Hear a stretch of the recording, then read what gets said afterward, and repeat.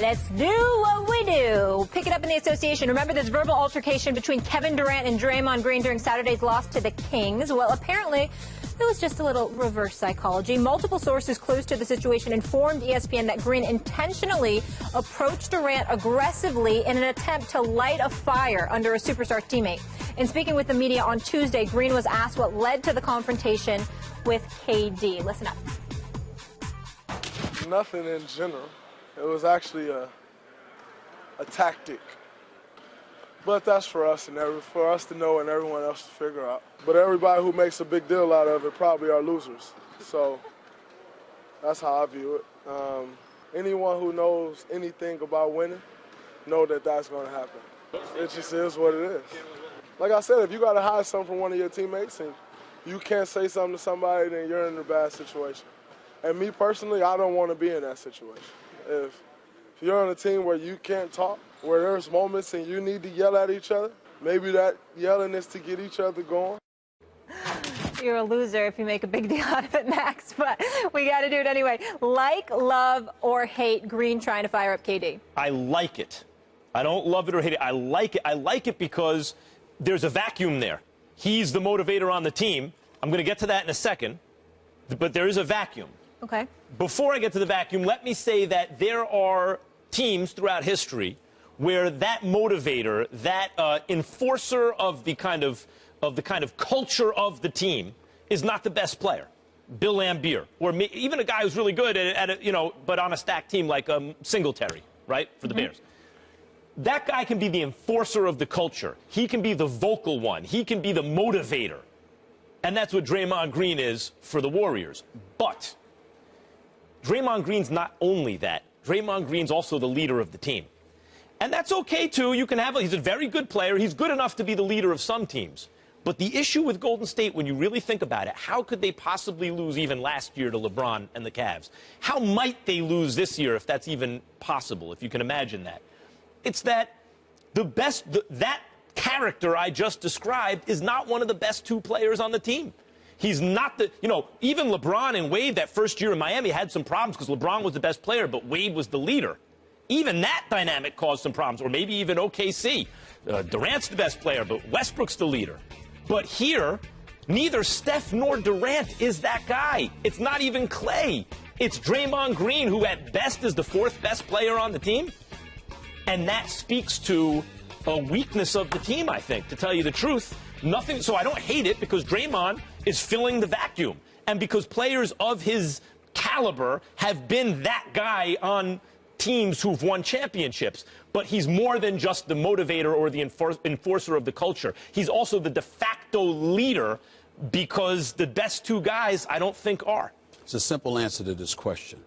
If you want the Golden State Warriors to win, you absolutely, positively love what Draymond Green did and what he said. If you don't want them to win, you hate it. Because what you saw Draymond Green doing with Kevin Durant is why Kevin Durant's about to win an NBA championship. That's why.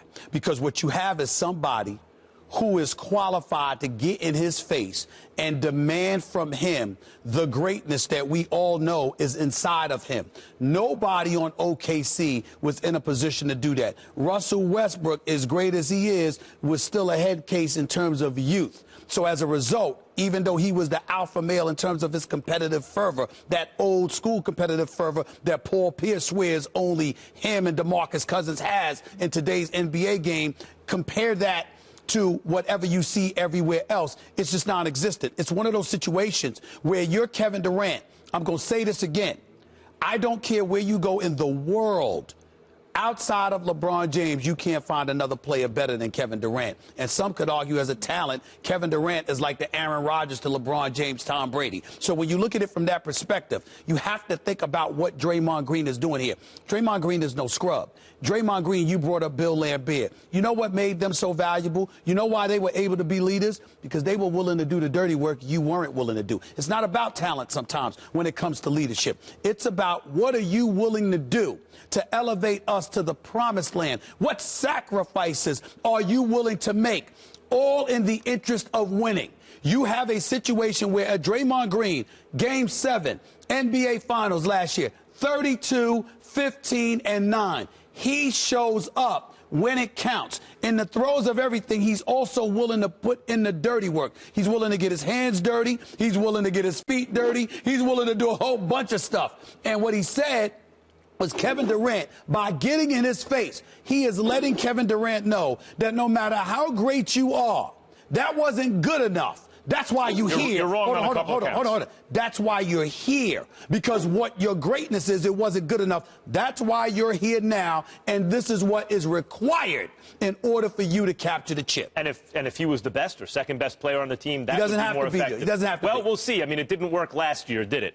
Well, Draymond actually got himself suspended in Game 5. Well, that's your true. leader. That fiery guy should. I mean, the fiery guy is fine. He can be that, but he's not just the fiery guy. He's also the leader of the team. But we're talking about the conversation. So there are two things you're wrong about. We're not talking about him getting ejected. We're talking about the conversation with Durant. Right. And I'm expanding it to point out the weakness on the Golden State Warriors. If they win, it will not be because Kevin Durant has finally figured out that whatever's inside him has to come out. It'll be because they have an overwhelming talent advantage against the rest of the league, including the Cavs, coupled with an excellent strategic system. That's why eventually they went to Game 7 and barely lost at home last year without Kevin Durant. Then they added Kevin Durant. It just may be too much for the rest of the league. I disagree. Whoever had to go to Michael Jordan or Kobe Bryant or Larry Bird or Magic Johnson to try to draw that out of them? No one had to. We know that. Either you have that, and that's part of who you are, or you don't. Kevin Durant went to Golden State partly because, as I keep saying, he doesn't want to worry about who takes the last shot. He wants the open man to take the last shot. And if that's him, that's the way basketball probably should be played. And if that's Kevin Durant, then he's fine taking it. But the idea that there's some kind of requisite fire that Draymond's going to draw out of him, that's a flawed idea. That points out precisely. How is that flawed? It points out precisely the weakness of this team. Neither Steph nor Durant is that kind of personality, and those are the two best players. First of all, I'm not saying it can't work, but it is a weakness when your fourth best player got to try to drag that out of you. First of all, Steph does have that dog in him. Make no mistake about it. Steph Curry has that dog in him. Don't think for 1 second that he doesn't have an assassin's mentality. We have seen it. We have witnessed it. He's underperformed in consecutive finals. He's underperformed in consecutive finals. Last year he was hurt. You and I both know it. Oh, I agree. Last year he was hurt, okay? But he has... And the finals before wasn't terrible. Hold on. Forget all of that. He has underperformed in NBA finals. That is fair. But he does have that dog in him because we've seen it in postseason competition. We've seen it when people have gotten in his face and tried to challenge him, and he's... LeBron screamed on him. He walked away. That's one guy, Max. Yes, that's the number one guy you got to beat. I said playoffs. Well, you have to beat him now. You None beat of him those other guys matter if you're Steph. Forget all that because I want to get to my matters. other point. I want to get to my other point because LeBron is 6'8", 250, locomotive, and he got in the little dude's face. You think Isaiah Thomas cared about that? Excuse me. Isaiah Thomas had the bad boys to help intimidate him. You think if he didn't, he'd care? Let me ask you a question. First of all, I'm going to say this again. Isaiah Thomas had bad boys with them. No one got in Isaiah Thomas's face but so much because they would have to deal with Mahorn and Lambert and Sally and Rodman and James Edwards. Oh, stop it. I'm telling you what I know. I'm not debating this. The point that I'm trying to make to you, the bad boys, you had that around you. That's not Golden State. All you have is Draymond. And what Draymond is saying to Kevin Durant is, this ain't about your skill because we know what you can do. It's about you having that little dog inside of you. But either you got it or you don't. No one can talk you into that. No, wait a minute. When Kevin Durant being 6'11", with a 7'6" wingspan, who can pull up from 30, who's got a handle, who can average 30 in his sleep, you might not have to be the rough rider, but you do have to have that little something inside of you at the moment it's called for. Now, he says, quietly, not publicly, he said, hard for me to do with Russell Westbrook. Draymond is like, you don't have that excuse now. We don't want to hear that. That's what I'm saying. By the way, which is why you should love it. No, that's why you should love it. Because Draymond is doing what he has to do. That's the appropriate thing for him to do. That's why I like it. But I don't love it because it points out a larger issue with Golden State. If that wasn't the issue with Golden State even before Durant, they'd have won last year. They have the greatest half-court offense in the history of basketball by far, and they couldn't score a basket in the last 4.5 minutes at home in Game 7. But that's the point. And now they got Durant. He's the same kind of guy. I'm trying to answer your question. But it wasn't a question.